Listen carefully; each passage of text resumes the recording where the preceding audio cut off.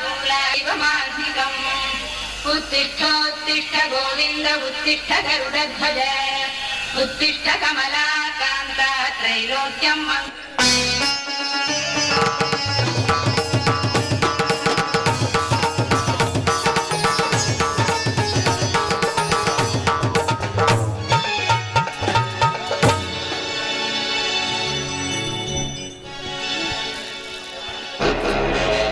ತಾಯಿ ಕರುಣಾಮಯಿ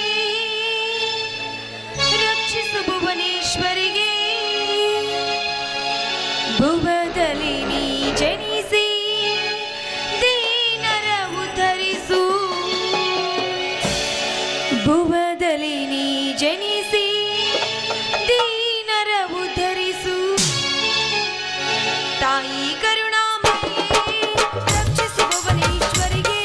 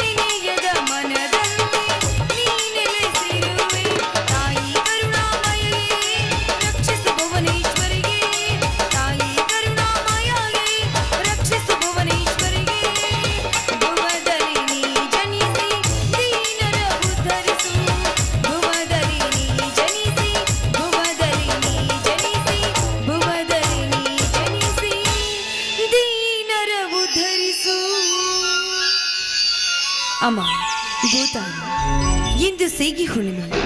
ಈ ಸೀಗಿ ಹುಣ್ಣಿಮೆ ದಿನದಂದು ಶೃಂಗಾರವಾಗಿ ಶೋಭಿಸುತ್ತಿರುವ ನಿನ್ನೊಡಲಿಗೆ ಉಡಿ ತುಂಬಿದ್ದೇನೆ. ಯಾಕೆ ಗೊತ್ತಾ? ನಾನೊಬ್ಬ ರೈತನ ಹೇಳ್ತೀನಿ, ರೈತನೇ ರಾಷ್ಟ್ರದ ಬೆನ್ನೆಲುಬು ಅಂತ. ನಂಬಿರುವ ನನ್ನ ಪತಿ ಹಾಗೂ ನನ್ನ ಮೈದರನ್ನ ಉದ್ಧರಿಸುವ ಭಾರ ನಿನ್ನದು ತಾಯಿ, ನಿನ್ನದು.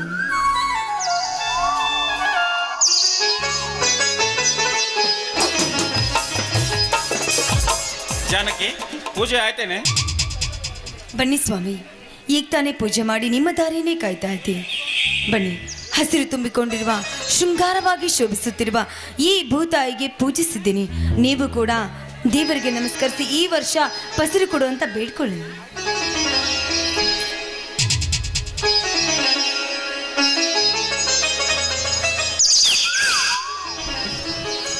ಅಮ್ಮ ಭೂಮಿ ತಾಯಿ, ನಿನ್ನನ್ನೇ ನಂಬಿಕೊಂಡು ನಿನ್ನ ಅಂಗಳದಲ್ಲಿ ದುಡಿಯುತ್ತಿರುವ ಈ ಮಣ್ಣಿನ ಮಕ್ಕಳನ್ನ ಕೈ ಹಿಡಿದು ನಡೆಸುವ ಭಾರ ನಿನ್ನದಮ್ಮ, ನಿನ್ನದು. 3-4 ವರ್ಷದಿಂದ ಮಳೆ ಇಲ್ಲ, ಬೆಳೆ ಇಲ್ಲ. ಹೀಗಾಗಿ ಪ್ರತಿನಿತ್ಯ ರೈತರ ಆತ್ಮಹತ್ಯೆಗಳು ಹೆಚ್ಚಾಗುತ್ತಿವೆ. ಹೀಗೆ ಮುಂದುವರೆದರೆ ನಮ್ಮಂಥ ರೈತರು ಬದುಕೋದಾದರೂ ಹೇಗೆ ಹೇಳುತ್ತಾಯಿ, ಹೇಗೆ ಹೇಳು? ಅಮ್ಮ ಭೂಮಿ ತಾಯಿ, ಈ ವರ್ಷ ನನ್ನ ಪತಿದೇವರು ಸಾಕಷ್ಟು ಮೈ ತುಂಬ ಸಾಲವನ್ನ ಮಾಡಿಕೊಂಡು ಬೀಜ ಗೊಬ್ಬರ ತಂದು ನಿನ್ನ ಒಡಲಿಗೆ ಉಡಿ ತುಂಬಿದ್ದಾರೆ. ತುಂಬಿದ ಈ ಉಡಿಯೆಲ್ಲ ಚಿನ್ನದ ರಾಶಿಯನ್ನಾಗಿ ಮಾಡಿ ಸಾಲದ ಬಾಧೆಯಿಂದ ನಮ್ಮ ಭಾರವನ್ನ ಕಡಿಮೆ ಮಾಡುತ್ತಾರೆ. ಕಡಿಮೆ ಮಾಡು ಜಾನಕಿ.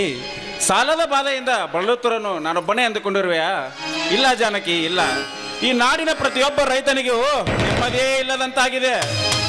ಹಗಲು ಈ ಮಣ್ಣನ್ನೇ ನಂಬಿಕೊಂಡಿರುವ ನಾವು ಹಗಲು ರಾತ್ರಿ ಮಳೆ ಬಿಸಿಲು ಏನಾದರೂ ದುಡಿದರೂ ಒಪ್ಪತ್ತಿನ ಊಟಕ್ಕೂ ಗತಿ ಇಲ್ಲದಂತಾಗಿದೆ. ಅಂದಾಗ ಯಾರಿಗೆ ಬೇಕು ಈ ರೈತನ ಗೋಳಾಟ? ಯಾರಿಗೆ ಬೇಕು ಈ ರೈತನ ಕೆಲಸ? ಹೇಳು ಜಾನಕಿ, ಹೇಳು. ಯಾಕ್ರಿ ಹೀಗೆಲ್ಲ ಮಾತಾಡ್ತೀರಾ? ಇಡೀ ದೇಶಕ್ಕೆ ಅನ್ನ ಹಾಕುವ ರೈತನಿಗೆ ಹೀಗೆಲ್ಲ ಆದ್ರೆ ಇದನ್ನೆಲ್ಲ ನೋಡ್ಕೊಂಡು ಸುಮ್ಮನೆ ಇರುತ್ತೇನ್ರಿ ನಮ್ಮ ಸರ್ಕಾರ? ಸರ್ಕಾರ ಸರ್ಕಾರ ಸರ್ಕಾರ ಯಾರಿಗೆ ಬೇಕು ಈ ಹಾಳು ಸರ್ಕಾರ? ಹೊಲವನ್ನು ಶುದ್ಧಪಡಿಸಿಕೊಂಡು ಸರ್ಕಾರಿ ಗೊಬ್ಬರ ಕೆಡಲು ಹೋದರೆ ರೈತರನ್ನು ರಕ್ತದ ಮಡುವಿನಲ್ಲಿ ಕೆಡುವುದು ಈ ಹಾಳು ಸರ್ಕಾರ.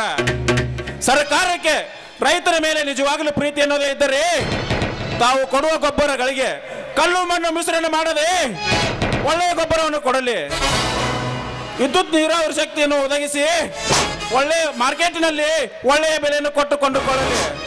ಅಂದಾಗ ನಮ್ಮಂಥ ರೈತರ ಆತ್ಮಹತ್ಯೆಯನ್ನು ತಡೆಗಟ್ಟಬಹುದು. ಅದನ್ನು ಬಿಟ್ಟು ದೇವರ ಮೇಲೆ ಹಾನಿ ಮಾಡಲು ಮತ್ತು ಶುದ್ಧವಿರುವ ಮತ್ತು ತಮ್ಮ ತಮ್ಮಲ್ಲೇ ಸೀಟಿಗಾಗಿ ಬಡಿದಾಡುವ ಈ ಸರ್ಕಾರ ನಮಗೆ ಬೇಡ ಜಾನಕಿ, ನಮಗೆ ಬೇಡ. ರೀ ಹೋಗ್ಲಿ ಬಿಡ್ರಿ, ಆ ಕೆಟ್ಟ ರಾಜಕೀಯರ ವಿಷಯ ನಮಗೆ ಯಾಕೆ ಬೇಕು? ಈ ಭೂತಾಯಿಯನ್ನ ನಂಬಿದ್ರೆ ಈ ತಾಯಿ ನಮ್ಮನ್ನ ಯಾವತ್ತೂ ಕೈ ಬಿಡದಿಲ್ಲ ಸ್ವಾಮಿ. ಇಂದಿಲ್ಲ ನಾಳೆ ಆದರೂ ನಮ್ಮ ಬಾಳು ಬಂಗಾರವಾಗಿ ಆಗುತ್ತೆ ರೀ.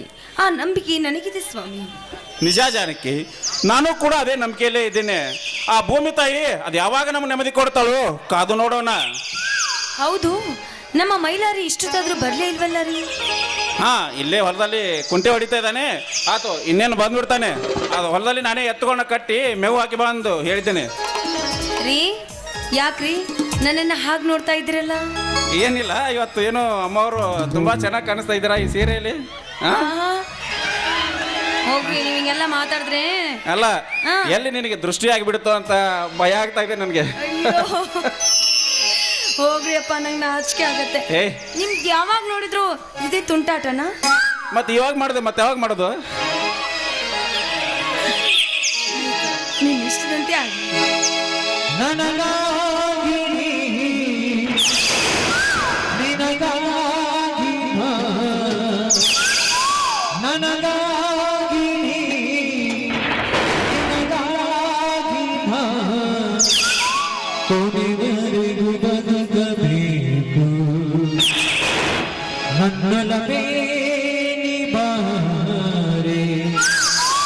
ನನ್ನ ಚಲುವೆ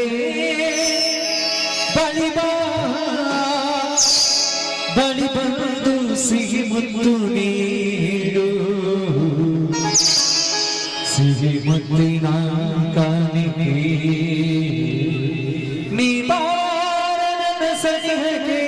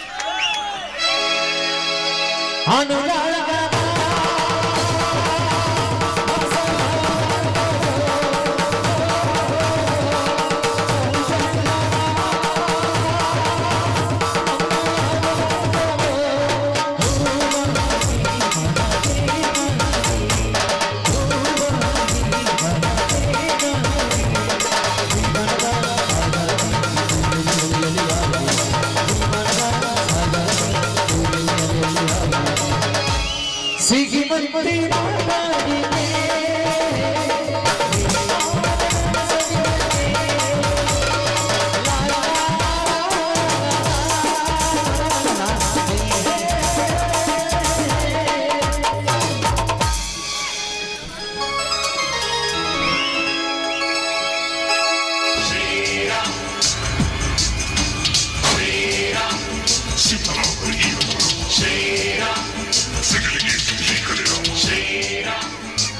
ಅಣ್ಣ ಅತ್ತಿಗೆ ಬಾ ಮೈಲಾರಿ ಬಾ.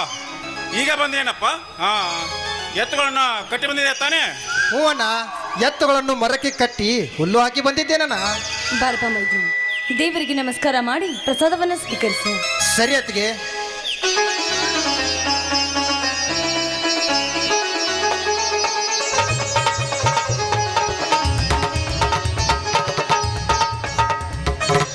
ಅಣ್ಣ ಅತ್ತಿಗೆ, ನನಗೆ ಆಶೀರ್ವಾದ ಮಾಡಿ.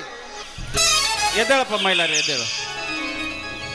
ಎದ್ದೇಳಪ್ಪ ಮೈದುನ, ಆ ದೇವರು ನಿನ್ನನ್ನು ಹೀಗೆ ಚೆನ್ನಾಗಿಟ್ಟಿರ್ಲಿ. ಮೈಲಾರಿ, ಅದೆಷ್ಟು ಬಾರಿ ಹೇಳಿದ್ದೇನೆ ನಿನಗೆ, ನಮ್ಮ ಹಾಗೆ ಹೊಲಗದ್ದೆಗಳಲ್ಲಿ ನೀನು ಕೆಲಸ ಮಾಡುವುದು ಬೇಡ. ಅದು ಎಷ್ಟು ಹೇಳಿದರೂ ನನ್ನ ಮಾತೆ ಕೇಳುತ್ತಿಲ್ವಲ್ಲ ನೀನು. ಅದು ಇರಲಿ, ಅದು ಮೊನ್ನೆ ಪೊಲೀಸ್ ಕೆಲಸಕ್ಕೆ ಅರ್ಜಿ ಹಾಕಿದ್ಯಲ್ಲ, ಆ ಕೆಲಸಕ್ಕಾದರೂ ಹೋಗಬಾರದೆ? ಅಣ್ಣ ಏನು ಹೇಳುತ್ತಿರುವಿರಿ ಅಣ್ಣ? ಅಣ್ಣ, ನಾನು ಪೊಲೀಸ್ ಕೆಲಸಕ್ಕೆ ಅರ್ಜಿ ಹಾಕಿರುವುದು ನಿಮ್ಮ ಒತ್ತಾಯದಿಂದಲ್ಲ, ನನ್ನ ಮನಸ್ಸಿನಿಂದಲ್ಲಣ್ಣ. ಅಣ್ಣ, ಮತ್ತೊಬ್ಬರ ಕೈ ಕೆಳಗೆ ಕೆಲಸ ಮಾಡದೆ ಇದೇ ಮಣ್ಣಿನಲ್ಲಿ ದುಡಿದರೆ ಬಂಗಾರವನ್ನೇ ತೆಗೆಯೋದು ಒಂದು ಹೇಳಿದ್ದು. ಇಷ್ಟು ಬೇಗ ಮರ್ತ್ಬಿಟ್ಟೇನಣ್ಣ. ಅಣ್ಣ, ಡಾಕ್ಟರ್ ಮಕ್ಕಳು ಡಾಕ್ಟರ್ ಆಗೋದು, ಇಂಜಿನಿಯರ್ ಮಕ್ಕಳು ಇಂಜಿನಿಯರ್ ಆಗೋದು ತುಂಬಾನೇ ಸುಲಭ. ಆದರೆ ಅವರಂತೆ ನಾವು ಆಗಿಬಿಟ್ಟರೆ ಈ ಕೃಷಿ ಕೆಲಸ ಮಾಡುವವರು ಯಾರು? ಅಣ್ಣ, ಅವರು ಅರಮನೆಯಲ್ಲಿ ಕುಳಿತ ಮಹಾರಾಜನೇ ಆಗಿರಲಿ, ದೊಡ್ಡ ದೊಡ್ಡ ಕಾರಿನಲ್ಲಿ ಓಡಾಡುವವರು ಎಲ್ಲರಿಗೂ ಹೊಟ್ಟೆ ತುಂಬ ಅನ್ನ ಹಾಕುವವರು ನಮ್ಮಂತ ರೈತರೆಂದು ಧೈರ್ಯದಿಂದ ಕೈ ಎತ್ತಿ ಹೇಳುತ್ತೇನೆ, ಕೈ ಎತ್ತಿ ಹೇಳುತ್ತೇನೆ. ನಿಜವಿದೆ ಸಹೋದರ, ನಿನ್ನ ಮಾತು ನಿಜವಿದೆ. ಈ ದೇಶಕ್ಕೆ ಅನ್ನ ಹಾಕುವ ರೈತನಿಗೆ ತಿನ್ನಲಿಕ್ಕೆ ಎಲ್ಲವಿಲ್ಲದಾಗ ಯಾರ ಹತ್ತಿರ ಹೇಳಿಕೊಳ್ಳಬೇಕು ಈ ನಮ್ಮ ಗೋಳನ್ನು? ನಾವು ಅನ್ನ ಹಾಕಿ ಬೆಳೆಸಿದ ರಾಜಕಾರಣಿಗಳಿಗೆ ಮರ್ಯಾದೆ ಕೊಡುತ್ತಾರೆ ವಿನ ನಮ್ಮಂತ ಅನ್ನ ಹಾಕಿದ ರೈತರಿಗೆ ಈ ಸಮಾಜದಲ್ಲಿ ಬೆಲೆ ಇಲ್ಲಪ್ಪ, ಬೆಲೆ ಇಲ್ಲ. ಅಣ್ಣ, ನೇಗಿಲ ಕುಳದೊಳಗದಗಿದೆ ಕರ್ಮ, ನೇಗಿಲ ಮೇಲೆ ನಿಂತಿದೆ ಧರ್ಮ. ಅಣ್ಣ, ರಾಜಕೀಯದಲ್ಲಿ ನಿಂತುಕೊಂಡು ಕೋಟಿ ಕೋಟಿ ಹಣ ಸಂಪಾದಿಸಿದರೆ ಹೊಟ್ಟೆಗೇನು ನೋಟುಗಳನ್ನು ತಿನ್ನಕ್ಕಾಗುತ್ತೇನಣ್ಣ? ಅಣ್ಣ, ಇದೇ ರೀತಿ ಮುಂದುವರಿಯುತ್ತಾ ಹೋದರೆ ಮುಂದೊಂದು ದಿನ ಆ ನನ್ನ ಮಕ್ಕಳಿಗೆ ಹೊಟ್ಟೆಗೆ ಹಿಟ್ಟಿಲ್ಲದಿದ್ದಾಗ ಗೊತ್ತಾಗುತ್ತದೆ ಈ ರೈತನ ಬೆಲೆ ಏನೆಂಬುದು. ಹೌದಪ್ಪ ಮೈದುನ, ಈ ರಾಜಕೀಯದವರು 5 ವರ್ಷಕ್ಕೊಮ್ಮೆ ಇಲೆಕ್ಷನ್ ಬಂದ್ರೆ ಸಾಕು, ರೈತರ ಮನೆತನಕ್ಕೆ ಬಂದು ಕೈ ಮುಗಿದು ಓಟು ಕೇಳಿ ಆರಿಸಿ ಬಂದ ನಂತರ ರೈತರ ಸಮಸ್ಯೆ ಏನು ಅಂತ ಒಂದು ದಿನ ಬಂದು ಕೇಳೋದಿಲ್ವಪ್ಪ? ಯಾಕೆ? ಅತ್ತಿಗೆಮ್ಮ, ಒಳ್ಳೆಯ ಪ್ರಶ್ನೆಯನ್ನೇ ಕೇಳಿದ್ದೀರಾ, ಅದರ ಉತ್ತರವನ್ನು ಹೇಳುತ್ತೇನೆ ಕೇಳಿ. ನಮ್ಮ ರಾಜ್ಯದ ಮುಖ್ಯಮಂತ್ರಿಗಳಿರುವುದು ಒಬ್ಬರು ಮಾತ್ರ. ಆದರೆ ಈ ರಾಜ್ಯದಲ್ಲಿ ಹಳ್ಳಿಗಳಿರುವುದು ಸಾವಿರಾರು. ಈ ಸಾವಿರಾರು ಹಳ್ಳಿಗಳಿಗೆ ಅವರೊಬ್ಬರೇ ಬಂದು ಭೇಟಿ ಮಾಡೋದಕ್ಕೆ ಆಗೋದಿಲ್ಲ ಎಂದು ತಿಳಿದು ಪ್ರತಿ ಒಂದು ಹಳ್ಳಿಯಲ್ಲಿ ಗ್ರಾಮ ಪಂಚಾಯತಿಗಳಿರುತ್ತವೆ. ಆ ಹಳ್ಳಿಯಲ್ಲಿ ಆರಿಸಿ ತಂದು ಅಧ್ಯಕ್ಷರನ್ನಾಗಿ ಮಾಡುತ್ತಾರೆ. ಇವರು ಸರಿಯಾಗಿ ಕೆಲಸ ಮಾಡಬೇಕೆಂದು ಇವರದ ಮೇಲಾಧಿಕಾರಿಗಳಾಗಿ ತಾಲೂಕು ಪಂಚಾಯತ್, ಜಿಲ್ಲಾ ಪಂಚಾಯತ್ ನಲ್ಲಿಯೂ ಕೂಡ ಓಟು ಹಾಕಿ ಸಾರಿಸಿ ತಂದು MLA MP ಗಳನ್ನು ಮಾಡುತ್ತಾರೆ. ಇವರಿಗೆಲ್ಲರಿಗೂ ಮೇಲಾಗಿ ಇರುವ ಅಧಿಕಾರಿಯೇ ನಮ್ಮ ರಾಜ್ಯದ ಮುಖ್ಯಮಂತ್ರಿ. ಇವರು ಕೆಲಸ ಮಾಡದೇ ಇರುವ ವ್ಯಕ್ತಿಯನ್ನು ಆ ಕೆಲಸದಿಂದ ವಜಾ ಮಾಡಿ ಅವರಿಗೆ ಕೊಡಬೇಕಾದ ಶಿಕ್ಷೆಯನ್ನು ಕೊಟ್ಟು, ಅತ್ತಿಗೆ ಈ ಹಳ್ಳಿಗೆ ಬರಬೇಕಾದ ಸೌಲಭ್ಯವನ್ನು ಒದಗಿಸಿಕೊಟ್ಟರೆ ಅವರು ನಮ್ಮ ರಾಜ್ಯದ ಮುಖ್ಯಮಂತ್ರಿಗಳಾಗುವುದಕ್ಕೂ ಸಾರ್ಥಕವಾಗುತ್ತದೆ. ಅದನ್ನು ಬಿಟ್ಟು ಹಿಂದೆ ಇದ್ದ ಮುಖ್ಯಮಂತ್ರಿ ಎಷ್ಟು ಪಲ್ಲೆ ಹೊಡೆದು ಆಸ್ತಿ ಮಾಡಿದ್ದಾನೋ ಅವರಿಗಿಂತ ನಾನು ಹೆಚ್ಚು ಆಸ್ತಿ ಮಾಡುತ್ತೇನೆಂದು ಪಣ ತೊಟ್ಟು ನಿಂತರೆ ಅವರಿಗೆ ರಾಜ್ಯದ ಮುಖ್ಯಮಂತ್ರಿಗಳು ಅನ್ನೋದಿಲ್ಲ ಅತ್ತಿಗೆಮ್ಮ, ಬಡವರ ರಕ್ತ ಇರುವ ಕಂತ್ರಿ ಎನ್ನುತ್ತಾರೆ. ಅಣ್ಣ ನಿಮಗೆ ಇನ್ನೊಂದು ಮಾತು ಹೇಳ್ಬೇಕಣ್ಣ. ಅಣ್ಣ, ಈಗಿನ ಕಾಲದಲ್ಲಿ ಹೆಣ್ಣು ಹೆತ್ತವರು ಗಂಡು ಹುಡುಕಬೇಕಾದರೆ ಅವನು ರೈತನಾಗಿರಬಾರದಂತೆ, ಅವನಿಗೆ ಸಾಕಷ್ಟು ಹೊಲ ಗದ್ದೆ ತೋಟಗಳಿರಬೇಕಂತ. ಯಾಕೆ ಆ ವ್ಯವಸಾಯ ಮಾಡಕ್ಕೆ ನಾವು ರಾಪು ಬಂದು ವ್ಯವಸಾಯ ಮಾಡ್ತಾನ? ಒಕ್ಕಲಿಗ ಒಕ್ಕದಿದ್ದರೆ ಬೆಕ್ಕುವುದು ಜಗವಲ್ಲ. ಕೋಟಿ ವಿದ್ಯೆಗಿಂತ ಮೇಟಿ ವಿದ್ಯೆಯೇ ಮೇಲು. ಹಂಗ ಈ ದೇಶದ ಬೆನ್ನೆಲುಬು ಆ ರೈತನೇ ಎಂದು ನನ್ನ ಕಂತ್ರಿ ನನ್ನ ಮಕ್ಕಳಿಗೆ ಚೆನ್ನಾಗಿ ಗೊತ್ತಾಗಲೇಬೇಕು. ಸಾರ್ಥಕವಾಯ್ತು ಸಹೋದರ, ಸಾರ್ಥಕವಾಯ್ತು. ನಿನ್ನಂತ ರೈತ ತಮ್ಮನನ್ನ ಪಡೆದ ನನ್ನ ಜನ್ಮ ಸಾರ್ಥಕವಾಯ್ತು. ಪ್ರತಿಯೊಂದು ಮನೆಯಲ್ಲಿ ನಿನ್ನಂತ ಒಬ್ಬ ರೈತ ಸಿಡಿದಿದ್ದರೆ ಸಾಕು, ಸಿಡಿಲು ಬಡಿದ ಹಾಗೆ ಮುದುಡಿಕೊಳ್ಳುವುದು ಈ ಸರ್ಕಾರ. ದೇಶದ ಉಸಿರು ರೈತನ ಹಸಿರು ಎಂದು ಅರ್ಥವಾಗಬೇಕಾದರೆ ನೀರಾವರಿ ಯೋಜನೆಯನ್ನು ಅಳವಡಿಸಿ ವಿದ್ಯುತ್ ಮೌಲ್ಯವನ್ನು ಕಡಿಮೆ ಮಾಡಿ ಮಾರ್ಕೆಟಿನಲ್ಲಿ ಒಳ್ಳೆ ಬೆಲೆಯನ್ನು ಕೊಂಡುಕೊಳ್ಳಲಿ. ಅಂದಾಗ ನಮ್ಮ ದೇಶ ಅಭಿವೃದ್ಧಿಯಾಗಲು ಸಾಧ್ಯ. ಹೀಗೆ ಮಾಡಲೆಂದು ಆ ಮುಖ್ಯಮಂತ್ರಿಗಳ ಪರವಾಗಿ ಆ ಮಾರುತೇಶನಲ್ಲಿ ಬೇಡಿಕೊಳ್ಳುತ್ತೇನೆ. ಮೈದುನ ಬಾರಪ್ಪ ಹಾಗಾದ್ರೆ. ಹಿರಿಯ ಅತ್ಕಮ್ಮ, ನಿಮ್ಮಿಬ್ಬರು ನೋಡ್ತಾ ಇದ್ರೆ ಆ ಶಿವ ಪಾರ್ವತಿಯರನ್ನೇ ನೋಡಿದಾಗ ಅನಿಸ್ತಿದೆ. ಅತ್ಕಮ್ಮ, ನಿಮ್ಮಿಂದ ಸುಂದರವಾದ ಗೀತೆಯನ್ನು ಕೇಳಿ ಎಷ್ಟು ದಿನವಾಯ್ತು ಏನು.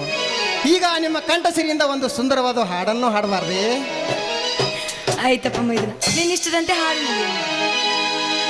ಹಸಿದಾಗ ಅನ್ನ, ದನಿದಾಗ ನೀರು, ಹೊರಬಂದ ಮೇಲೆ ಏನ್ ಚಂದವೋ ಏನ್ ಚಂದವೋ.